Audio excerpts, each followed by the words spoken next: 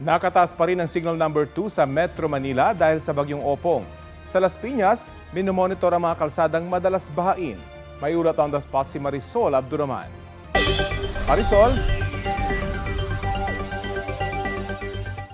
Rafi, malakas na ulan ang naranasan dito sa Las Piñas kanina kaya mga pulis maagang nagbantay sa bahaging ito ng Zapote Road.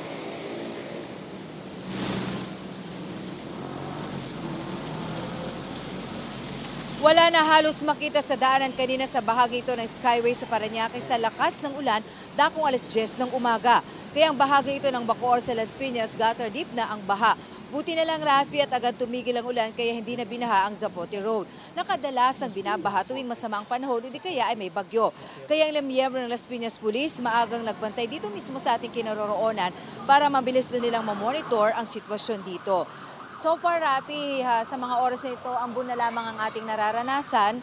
Pero gayon pa man, patuloy pa rin na nagbabantay dito ang mga pulis kung sakali naman daw na magkaroon ng malakas sa pag-ulan. Dahil ito nga usually, Rafi, ang ating kinaroroonan ngayon, ito yung unang-unang binabaha dito sa Las Piñas. At sabi nga ng mga pulis, kapag binaha itong Zapote Road, automatic tumataas na rin ang tubig sa ilang pang lugar dito sa syudad. Rafi.